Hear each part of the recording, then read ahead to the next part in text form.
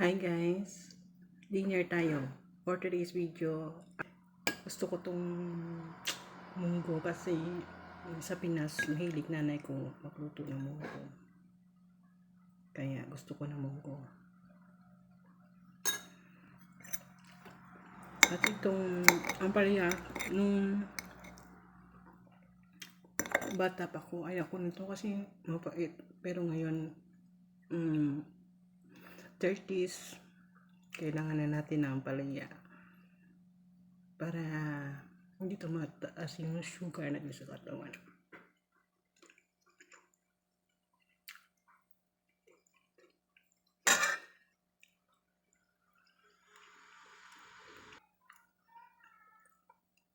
May time minsan na gusto natin mapag-isa.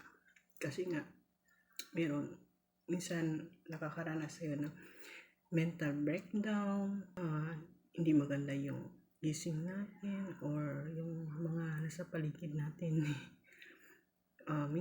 Minsan kailangan din natin bigyan ng self natin ng kapag-relax, makalabas kung anong gusto mo dyan, bilhin mo. Kasi nagtatrabaho ka para siyempre mabili mo yung gusto mo, di ba? Pero at the same time, may mga time na sinusubok tayo ng panahon.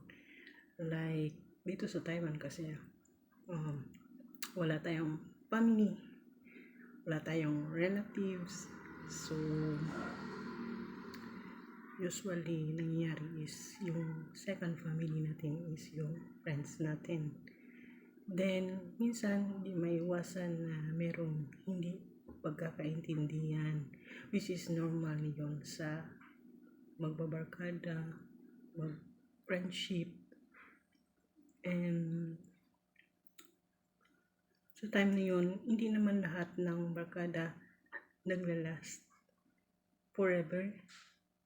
Merong time na how many months or years lang yung pagsasama kasi merong something na hindi na pag-intindihan. Kumbaga, hindi kayo pareho ng attitude, hindi kayo pareho ng mindset, at higit sa lahat, hindi kayo pareho ng pananaw.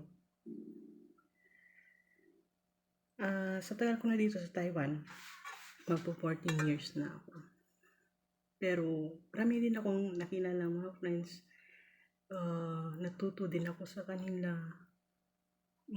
Baga dati, galing ako probinsya, hindi ako marunong umorma, hindi ako marunong the way na kinagisna ng mga city girl, Manila girl, mga ganun. So, dito na rin ako natuto. And sa Pinas dati kasi, sa bahay lang talaga ako, hindi ako palagala, ganyan.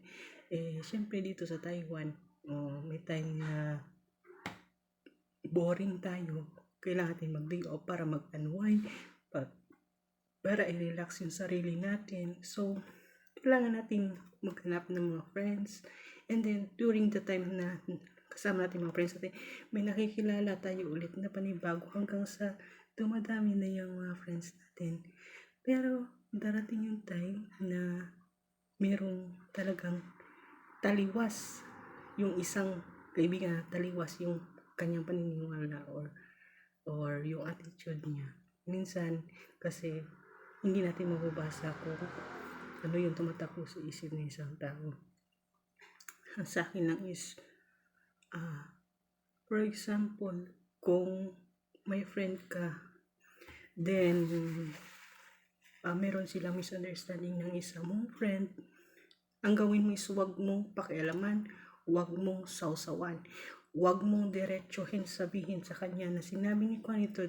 Kasi the more na sinusawsawan mo, the more na sinusundot mo, the more na naglilihab yung both parties.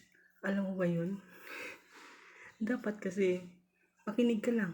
Kung nag-voice out siya ng hinanakit niya sa isang friend, makinig ka lang. Huwag yung binoise out niya sa'yo, binoise out mo din doon sa nakasama niya na loob. Which is not good.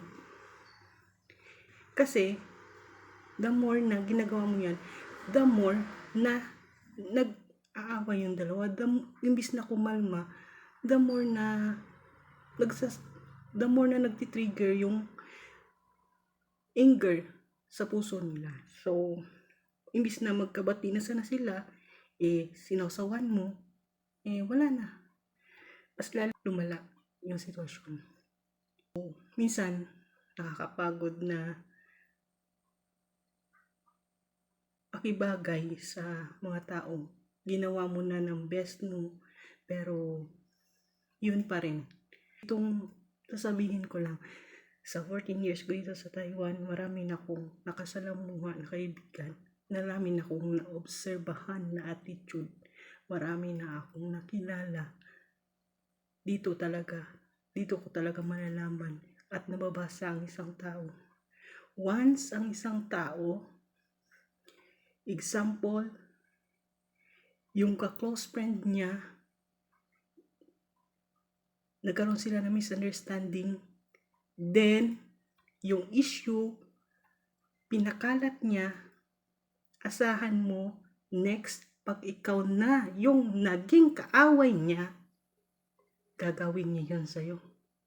Kaya, pag may kaibigan ka, then narinig mo, na sinisiraan si ganito, sinisiraan si ganyan, kung nasa isang table kayo, kailangan mo nang umalis, you must leave the table, because the next turns, once you stand up, you're the next topic. That's it for today's video. Ingat.